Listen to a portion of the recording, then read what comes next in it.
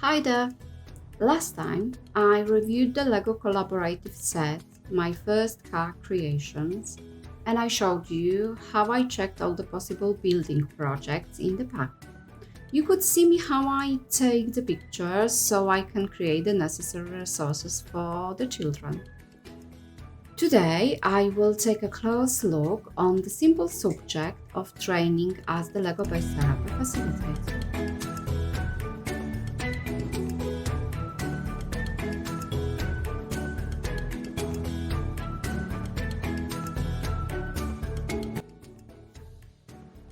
In this episode of Bea Inclusive TV, you will find out why I think it's better to train as the Lego-based therapy facilitator before you start your own therapy sessions.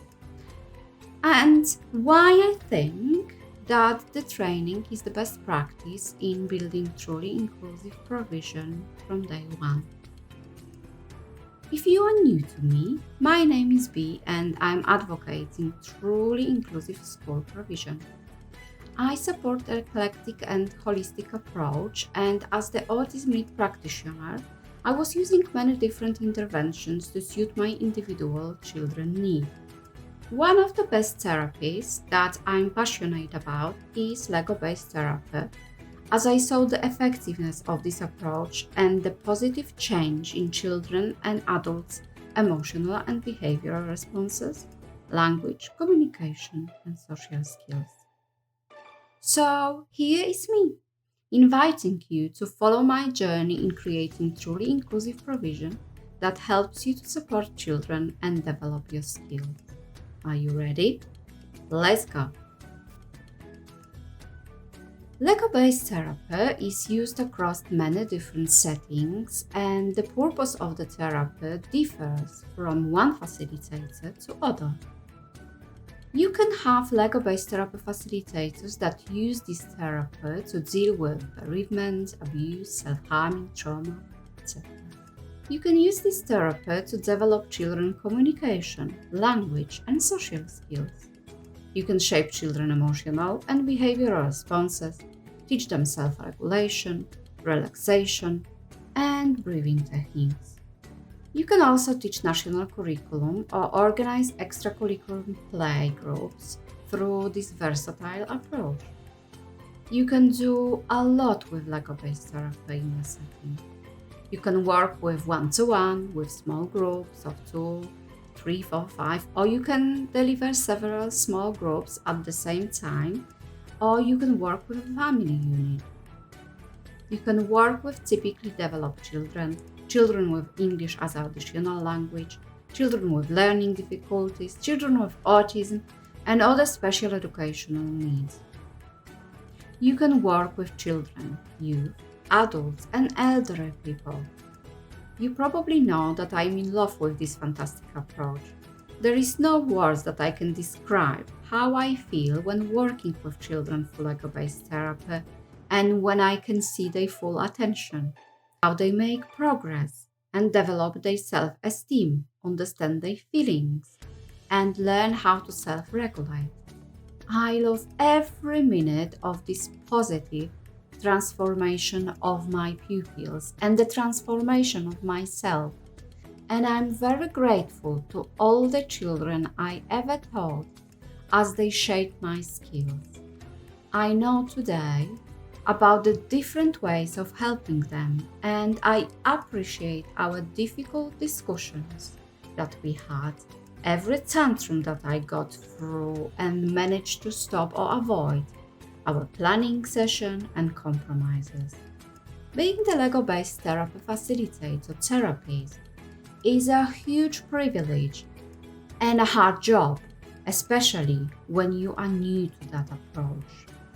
I know that it's possible to start this intervention without the training, but as the Autism Lead Practitioner and the advocate of the truly inclusive provision that is child-centered and evidence-based, I must follow good practice guidelines created by the National Institute of Health and Care Excellence and by the Autism Education Trust. So I would advise your setting to train your facilitators before starting your own Lego-based therapy sessions or other approaches. As the special needs leader, I also believe that you should train your whole school, your whole setting, as this will give your setting the consistency and flexibility across your setting. Over the years, I witnessed people struggling with the lever of this approach. I saw children throwing bricks, shouting, hitting, smashing the class.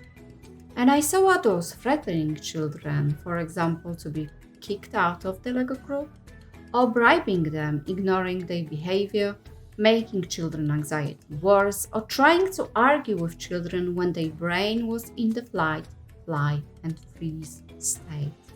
Well, I could talk about this for weeks, giving you plenty of examples, but I think you have the point. You can avoid all this by simply training and coaching your staff or yourself. You can create safe, suiting, and trustworthy provision. But B, you can say, I don't have problems like that. I don't work with children with special needs, and none of my children express challenging behavior. I would say, okay, I get that, but you don't have it now. You don't know what will happen the next day. Tomorrow you can have the child with classic autism, non-speaker with dyspraxia and learning difficulties who doesn't have time to waste, as he's already disadvantaged and behind, and you wouldn't be able to help that child from day one. And I would say, yes, you have, and while you will be waiting, the child will lose more time.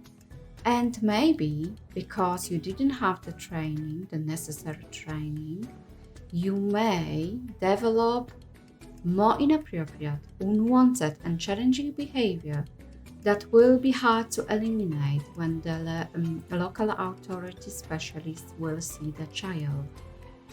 This positive, structured, and evidence-based approach is absolutely amazing, but it requires many different skills from the facilitator.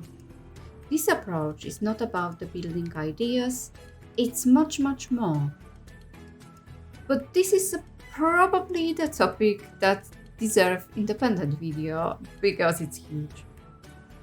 Let me only tell you that being the Lego-based therapy facilitator requires plenty of important skills such as assess the child in advance, target the deficit skills, plan how you are going to teach those skills, make the planning resources, prepare the resources, plan your groups, deliver the planning the way that you can teach the deficit skills, decrease children anxiety, teach them self-calming techniques, improve their self-esteem, and follow their interest, make observation notes, reassess, reflect on the child's progress, self-reflect on your own practice, shape children's emotional and behavioral responses. There is more than that, and I will make another video about what it is Lego-based therapy and what skills do you need to become the facilitator. Okay, there you have it. Today I've presented you with the reason why I think you should train before delivering Lego-based therapy intervention in your setting. I really wonder what you think. Please comment below the video and consider subscribing to my channel, as this will help me to create more videos like this and more people will be able to learn for free. Next week, I will give you several strategies on how to help and support children with pathological demand avoidance. Until the next time, with love, Bea.